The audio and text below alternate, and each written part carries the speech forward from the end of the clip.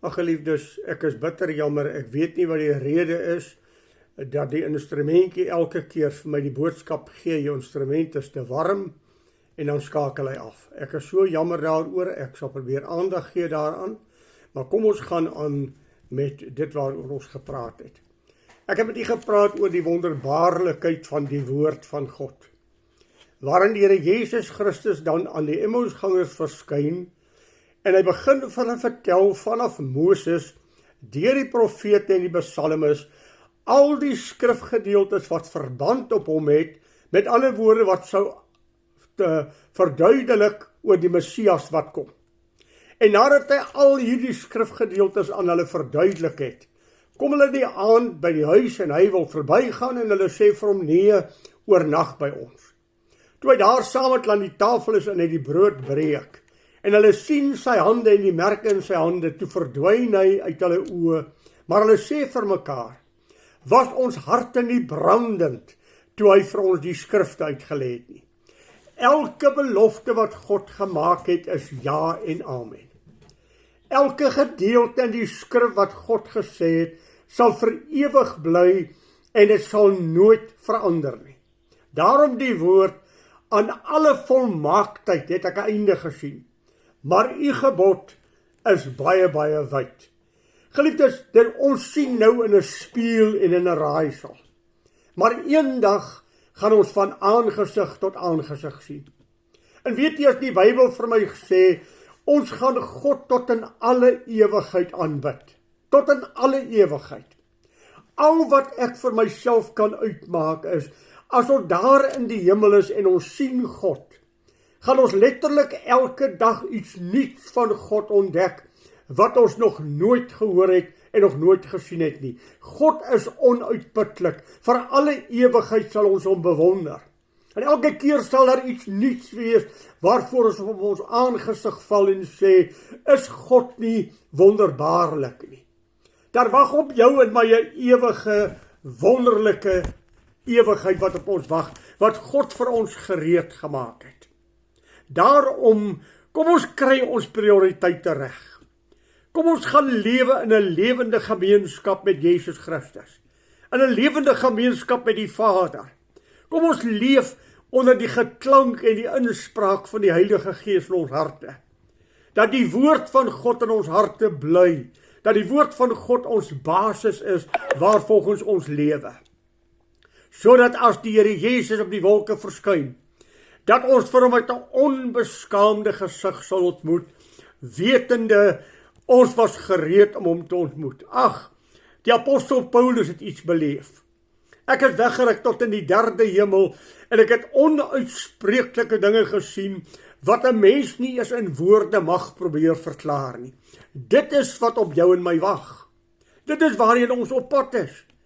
Kry 'n visie van wat voor lê. Kry 'n visie, 'n vergesig van wat jou toekoms vir jou inhou in Jesus Christus, en laat dit jou opgewonde maak om hier op die aarde te lewe. Ten eerste, as ek 'n visie het van wat God vir my het, dan lewe ek tot eer van hom en ek aanbid hom. Dan word ek oorweldig deur wat tot my wag. Ek dink aan vakansie. Ag, ons het nou eendag by mense gekuier en toe praat ons soms 'n bietjie oor vakansie. En toe is my vrou se woorde, weet jy, ek smag nou na 'n vakansietjie. Dit is my so heerlik oor wat ons gesels het. Ek kan nie wag om weer by die see te kom nie. Ek kan nie wag om weer bietjie weg te breek nie. Daar het iets in haar hart ontstaan, wat vir haar heerlik is om oor te dink. Kom ek en jy kry 'n vooruitsig en 'n visie van wat op ons wag. Kom ons raak opgewonde oor wat op ons wag. Die apostel Paulus het gesê, ek sug en ek verlang om met my woning uit die hemel oorkleed te word, want dit is verreweg die beste. Ag geliefde, as hy sê alles is aan die wat volmaak is, kom tot 'n einde. Die goud wat ek en jy so eer, die goud wat ek en jy dra, wat so 'n geweldige groot element is die teerstrate in die hemel. Die strate is van goud. Ons gaan daarop trap, ons gaan daarop loop.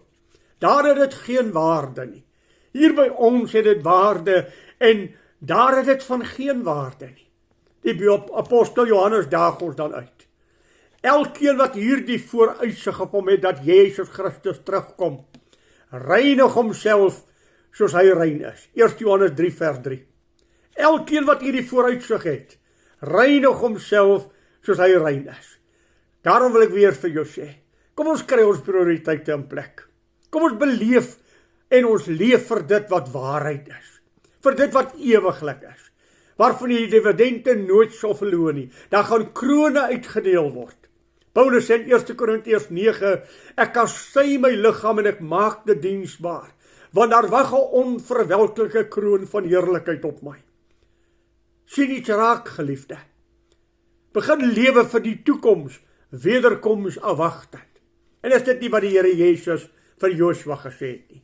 Joshua, bære hierdie woord van my in jou hart. Oordink dit dag en nag. Dan sal jy voorspoedig wees in al jou weë.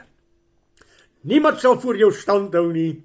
En elke plek wat jou voetsool neersit, sal joune wees. Ek het vir jou ook verwys na Psalm 1. Welgeluksalig is die man wat nie sit nie, staan en nie wandel in die reg van die goddelose en die wêreldse nie, maar sy behaag is in die wet van die Here. Hy oordink sy wet dag en nag. Hy sal wees soos 'n boom wat geplant is by waterstrome, wat sy vrugte gee op die tyd en waarvan die blare nooit sal verwelk nie. Leef vir dit wat ewig is, nie vir dit wat tydelik is nie. Stel jou visie daar waar die mot en die roes nie kan verniel nie, waar daar ewige dividende is, en verbly jou in die Here. Volgens Psalm 37 vers 4, verlustig jou in die Here, en hy sal jou gee die begeertes van jou hart. Miskien moet ek weer afsluit met daardie ou versie reg aan die begin. Welgeluksalig is die opregtes van weg, wat in die wet van die Here wandel. Welgeluksalig is die wat sy getuienisse bewaar, hom van ganser harte soek. Ook geen ongeregtigheid doen nie, maar in sy weë wandel. U het die bevele gegee om dit te onderhou.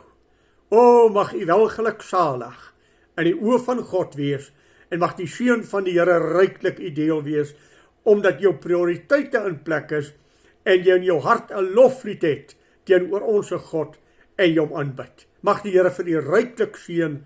Goeiedag vir u, totdat ons weer saam met mekaar gesels. Die Here seën vir u so ryklik.